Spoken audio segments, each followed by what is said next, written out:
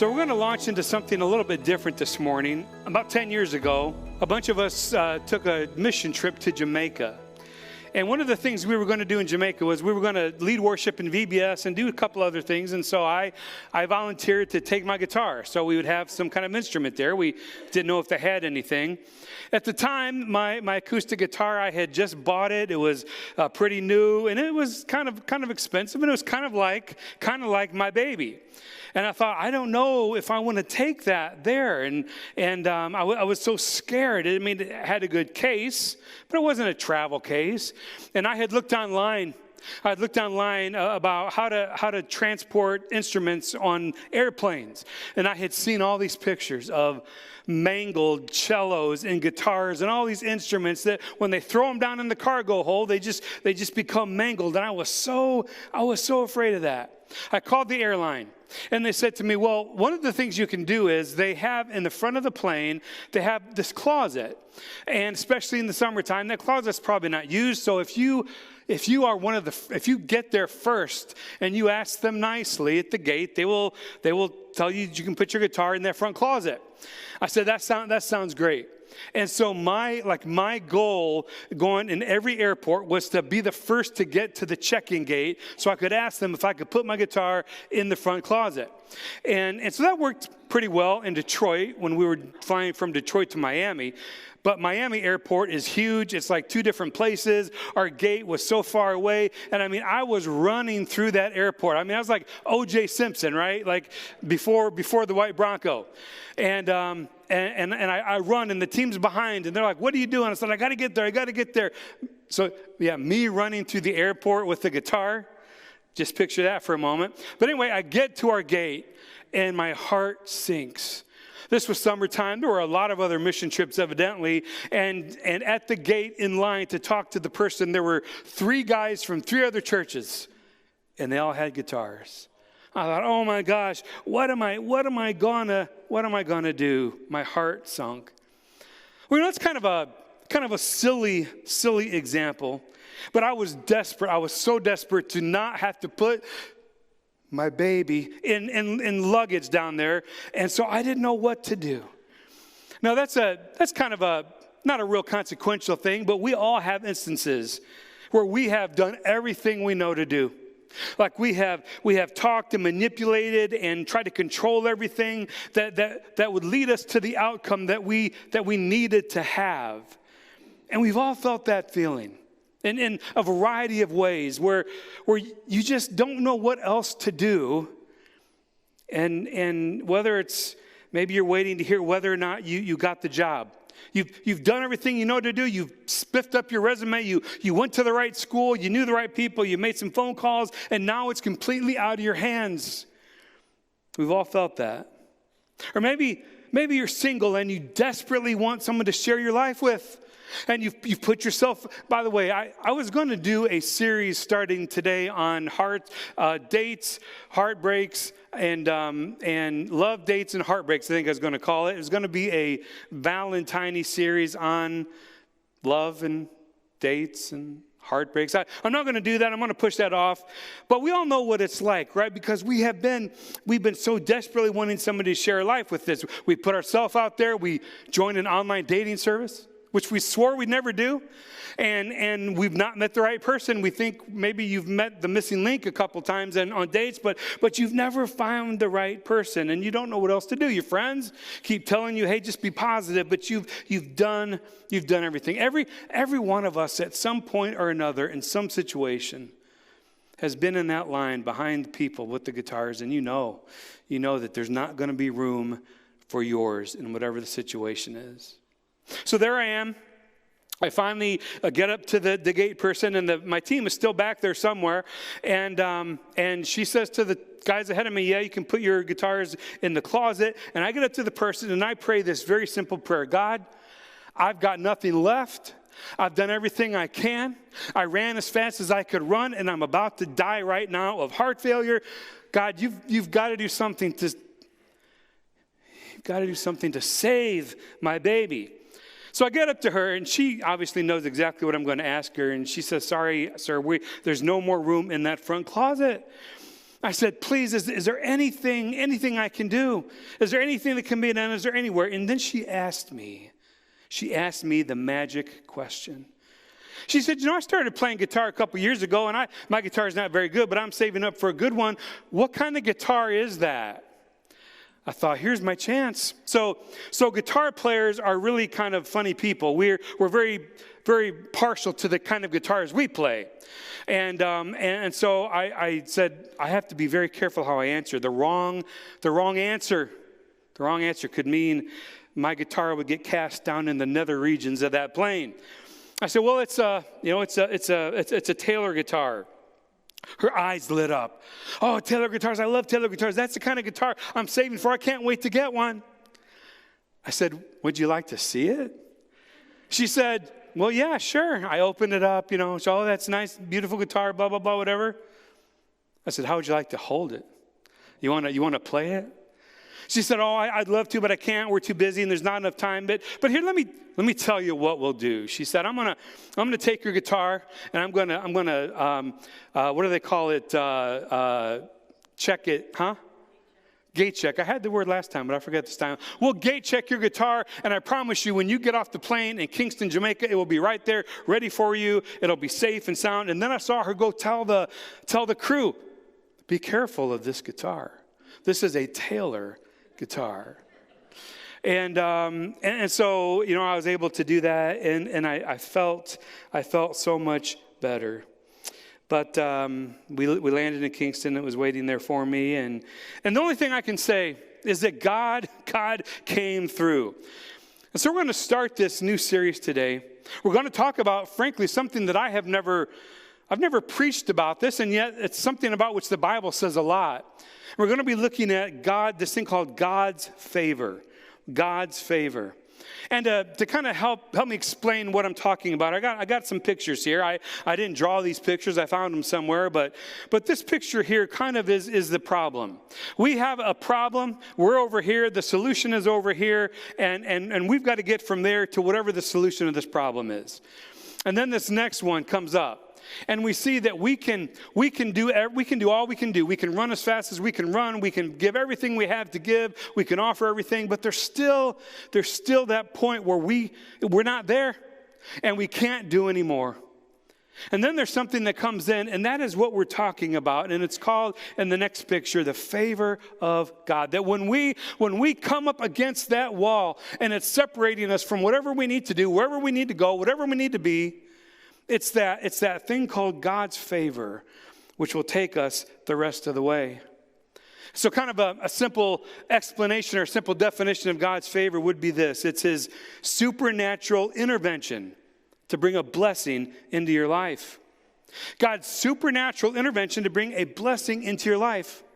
We've done everything that we can do on our own, but when that's not enough, when that is not enough, we need that extra to fill in the gap, that extra that, listen, only God can do. That's the favor of God. Now this topic, I'll be honest with you, it's wrought with opportunity for misunderstanding or misrepresentation. And so what I really want to stress to you, I'm glad that you're here today, but I really want to stress to you, so important to hear all three of these messages, all right? Because we want to have a balanced biblical understanding of God's favor. But as we go through the Bible, there are lots of examples of this. And I'll be honest with you, I had never really thought of it this way, but we find this concept all over the Bible. Moses, for example, he discovered that with God's favor, he could successfully lead this ragtag group of slaves to bring the most powerful army the world had ever known to its knees. Gideon knew that with God's favor, he could successfully discern the path that God wanted him to take in his life. Nehemiah asked for God's favor, and it was granted so that he could lead the most important building project in the nation of Israel's history, despite severe opposition. And then there's Daniel. Daniel taken into captivity, one of the best and brightest. And we read that Daniel and his three friends were taken. They were going to be trained to be leaders. And because of that, they were given a special diet, that they had to follow this diet. But the problem is that diet was going to violate Daniel's beliefs as a man of God. And so he asked, could I just eat vegetables and water? And the official in charge could have just killed him. I mean, Daniel was a troublemaker. There were many other people that he could have chosen from. But one of my favorite passages in the Bible as I've been thinking about this, Daniel 1:9, says, now God had caused the official to show favor and compassion to Daniel. Favor and compassion to Daniel. So again, when we have everything that we have to offer and it's not enough, that's when God's favor comes in. I love that. I love that. Psalm 5:12 talks about, Lord, you bless the righteous. You surround them with your favor as with a shield. Now, it's interesting. There are a couple different kinds of shields in the ancient Near East. There were small shields like this, right? Like it can protect a little bit, but you're still so vulnerable to the attack. And so that's not a very good shield. Then there's another shield that was more like this one. And this was like a full body shield. If you were to hunker down and get behind that shield, there's nothing that can touch you. And by the way, this shield, this kind of shield, the word for this kind of shield is the same concept that Paul uses in Ephesians, which I mentioned last week, when he says, and take up the shield of faith with which you can extinguish all the flaming arrows of the evil one. It's this kind of huge shield. Now think of God's favor in your life as this kind of a shield. God surrounds us with his favor. God talks a lot about his favor. In the Bible, we learn that favor is something that we can actually grow in, and that's what we're going to be talking about over the next couple weeks. 1 Samuel says the boy Samuel continued to grow in stature and in favor with the Lord and his people. People are said to be abounding in favor. In Deuteronomy 33, it talks about how Naphtali is abounding with the favor of the Lord and is full of his blessing. But listen, sometimes God is said to withhold his favor. And we want to talk about this in the next couple of weeks and how to avoid that. But Isaiah 27 says, for this is a people without understanding. So their maker has no compassion on them, and their creator shows them no favor. We want to make sure that we are not being that kind of people, that God would refuse to show us his favor. But the most oftentimes the favor is used is when people are in difficult circumstances. For example, in 2 Kings 13, it says, then Jehoahaz sought the Lord's favor. The Lord listened to him, for he saw how severely the king of Aram was oppressing Israel. He sought the Lord's favor to deal with the situation that he could not deal with and solve on his own. So we're going to be talking about this kind of third kind of favor. Why God shows us his favor and why he sometimes doesn't.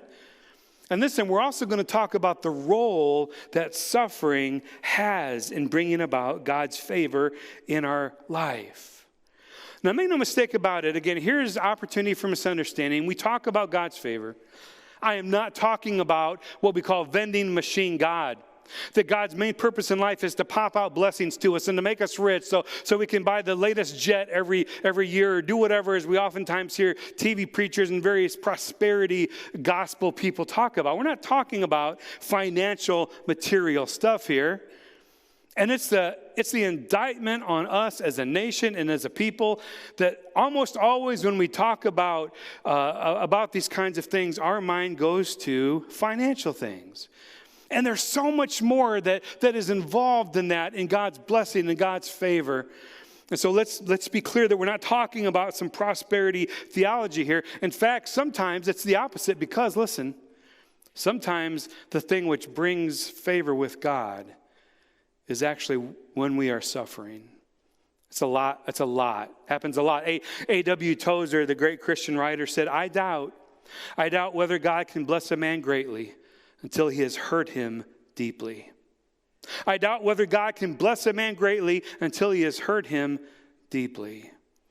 So we're going to be kind of unpacking those over the next couple of weeks. Today, though, I want to introduce you to a passage in the Bible that we're going to come back to again and flesh out more fully next week. But it's a passage in the Bible about a guy named Jacob. And probably the majority of you here this morning know the story of Jacob.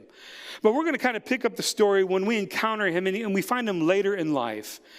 Later in life, after he has made just a series of mistakes.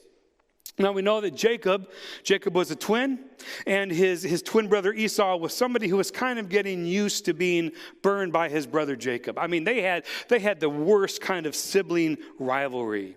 As a matter of fact, it started when they were both in the womb.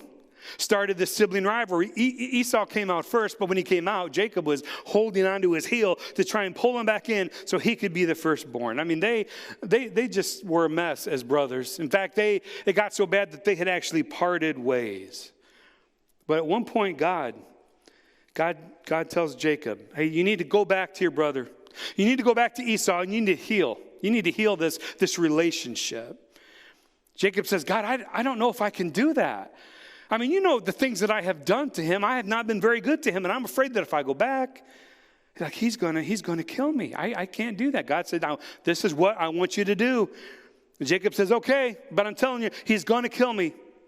So it says that Jacob took his entire family, and he heads back home to his brother Esau, and that's where this passage picks up that I want to look at in Genesis 32. Genesis 32, 22 through 24, it says that night Jacob, he got up, he took his 2 wives, his 2 female servants, his 11 sons, and he crossed the ford at the Jabbok river, the Jabbok stream. And after he had sent them across the stream, he sent over all his possessions. So Jacob now was left all alone. And it says that a man wrestled with him until daybreak.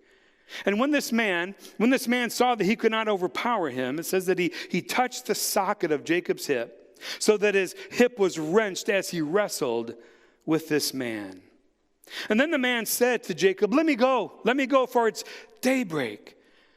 But Jacob replied, I will not let you go unless you bless me. And the man asked him, well, what is your name? He said, my name is Jacob. And then the man with whom he was wrestling said, your name will no longer be Jacob, but it's going to be now Israel, because you have struggled with God and with humans, and you have overcome. This is the point, again, where Jacob's name gets actually changed to Israel. This is where we get the 12 tribes of Israel. Jacob is the father of the nations of Israel. But here Jacob said, hey, well, please tell me your name. But the man replied, why do you ask my name? But then it says he blessed him there. So Jacob called this place Peniel, saying, it is because I saw God face to face, and yet my life was spared. Well, that is a really kind of odd, strange, weird passage. There have been lots of ink spilled on what exactly was going on here and who was this person that he was wrestling with. And suffice to say that it was either God, or maybe it was one of God's messengers. Interestingly, in the book of Hosea, the prophet Hosea, he sheds some light on this. In Hosea 12:3, it says, in the womb, he, Jacob, grasped his brother's heel. It says, as a man, he struggled with God. He struggled with the angel and overcame him. And then it says, Jacob wept and begged for his favor. He's wrestling with God, with the angel of God, and he begs to have favor in his life. Now, I want to challenge you. I'm going to give you some homework, and I really, really want you to do this. That sometime this week, I want you to read the whole story of what's going on here that we're going to be looking at these next couple weeks in Genesis 25 through 32. I want you to set some time aside and read Genesis 25 through 32. Even if you know the story, even if you've already read this, I want you to go ahead and read it again. Genesis 25 through 32. I want you to get the whole story. But I want to just kind of pull out a couple things for us to think about as we begin talking and thinking about God's favor. And the first one is what we've already said, that we cannot solve life's problems in our own strength.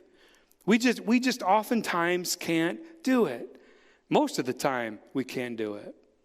We can do everything that we know to do. We can utilize everything that the world has to offer, but there are so many times when it's still not enough. And you just have to throw your hands up in the air and say, God, I don't know.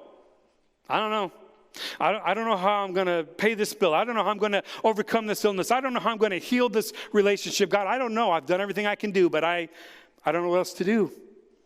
God, I need your favor. I need your strength to help me get from here over this gap to here. This image of Jacob being alone on the other side of this river, this stream, is kind of a metaphor. Again, we all at one time or another end up like Jacob, all by ourselves, wrestling to figure out what to do, wrestling to ask God to help us. After we've manipulated, after we've controlled, after we've worked and juked and jibed and whatever we can to get through life, eventually we're going to handle something, or we're going to encounter something that we cannot handle in our own strength. And it happens not just one time, but multiple times. For Jacob, he couldn't heal this relationship with his brother. I agree with Jacob. Like, your brother's going to kill you if you show up. Because, it was horrible what Esau had done to Jacob. But God had his favor on both of them. And they were able to repair. And you know as well as I do that family wounds, family divisions, family rifts are some of the deepest hurts that can be. We're going to learn next week, again, that Jacob, he was a manipulative man. His name Jacob, literally means trickster. I think that's one of the reasons why it was changed to Israel. Other reason too, but I think, Jacob, I don't want you to go through this life with that name anymore, trickster. The one who trips people up is the literal word picture we get from it. And so we're going to look at God's favor. Interestingly, we find through the Bible, as we'll see, that people can change. Jacob's name was changed. They're talking about family rifts and whatever. Jacob's name was changed. One who struggles with God and overcomes. And we only change with God's favor. That's the only way that we're truly going to change. Whatever it is that you want to do, or that you're trying to not do or stop doing, whatever it is, that's only going to happen. Only going to happen with God's favor on your life. And that's why we always have to be asking for it. And so how do we do that? What does that mean? What does it look like when we don't have God's favor? How do we avoid being people who don't have God's favor? All these things we're going to be talking about over the next couple weeks. And what we're going to find out is that with God's favor, there's always hope. There's always hope. Just when we think we're alone, fighting by ourselves, there's going to be somebody there, and that's God. Now listen, as I said, sometimes God's favor comes to us in times of suffering. Like we don't know how we're going to do this. We don't know how we're going to get around it, under it, over it, whatever it is, but God is going to help us with His favor, learn how to get through it is, whatever point of suffering in your life there is. Like that's when God is most real to us. As Tozer said, I doubt that God can greatly bless a man until he's greatly hurt him. And there's always hope.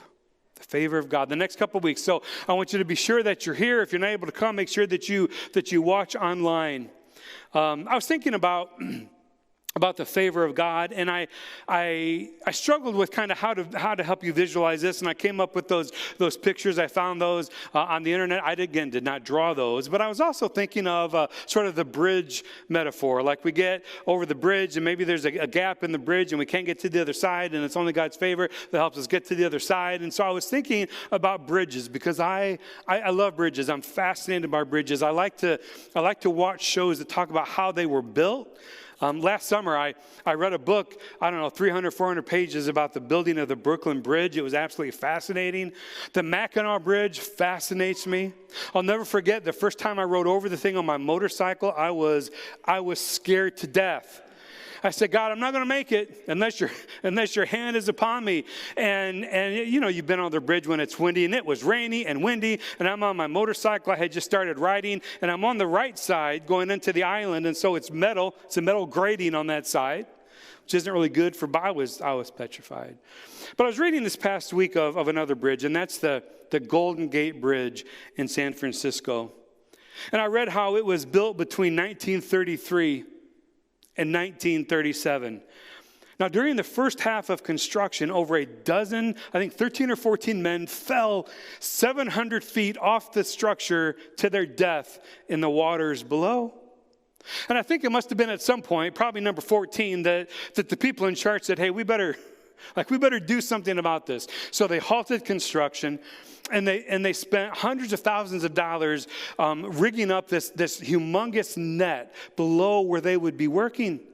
And when they got this thing done, they continued construction. And for the second half of the bridge, only 6 people fell off, but they didn't die because the net was there to catch them. This is what interested me. During the last half of construction, the work on the bridge proceeded at twice the speed as it did during the first half. They knew that there was that net there to catch them if they were to fall. And you know, we talk about God's grace, we talk about God's favor, and we realize that because we have a God, God is real, God is there. We don't have to kind of inch through this life afraid of falling, so timid that we never take a chance or follow God or do what God wants us to do. That we have a God who, when we fall, won't eliminate all suffering or all sorrow from our life, but He in the end will catch us. And we know that we have the ultimate hope that even if the worst thing were happen to us, that takes us to heaven, right? And so God never says, hey, you'll never fall. Or He never says, if you have my favor, that you'll never suffer. It's just that having His favor on our life, that shield around us, that should help us to go through life more confident, more joyful, less rattled by problems, less distressed or depressed or stressed. That as we go through life, we're not alone, but we have a God. We have a God who can bless us, who can have his favor upon us. And so if you're like me, maybe until today you've never really thought of, well, what does this mean, God's favor? I think we're going to learn some really helpful things. You know, one of the things that was happening in the early church was that a certain group of Christians, they were tempted to throw in the towel. Like they had kind of got proverbial halfway over the bridge, but they were tempted to revert back to Judaism. Christianity was hard. They were being persecuted, and it was all kind of nebulous. They really didn't understand it, but in the Old Testament, they had concrete things that they could do. They could go to the temple. They could sacrifice things, and it seemed like it was just easier to follow and understand. And like I said, Christianity was getting hard. And so at one point, some person, we don't know who it was, but some person picked up a pen and wrote something called the letter to the Hebrews. And he tried to encourage them. That, hey, don't give up. Like God is there. You're on the right path. Keep moving. God will be with you. And so he writes so many things to them that are so helpful. If you're ever discouraged in your faith, read the book of Hebrews. But specifically in chapter 10, verse 23, he writes this, So let us hold unswervingly to this hope we profess, for he who promised is faithful. He who promised is faithful. God has never promised that we will never struggle in life. He has never promised that we will never go through difficulties. But what he has promised is that he is faithful. And though they may take us under, they're not going to take us down. That he will be there for us and with us. That we need to hold unswervingly to this hope we profess, because he who promised, our God, he who promised, who sent his son to die on a cross and to be resurrected from the dead, it's this God who has promised. And he is faithful. He is faithful. So I hope that as you're hearing this today, because I know probably all of us right now are going through some kind of stuff. Like, I don't know what it might be, but I can be willing to bet that in 99% of our lives, if you're here this morning, if you're watching online, there is something in your life that you're just like, God, I don't know how. I don't know how. I don't know what. I don't know where. God, I need you.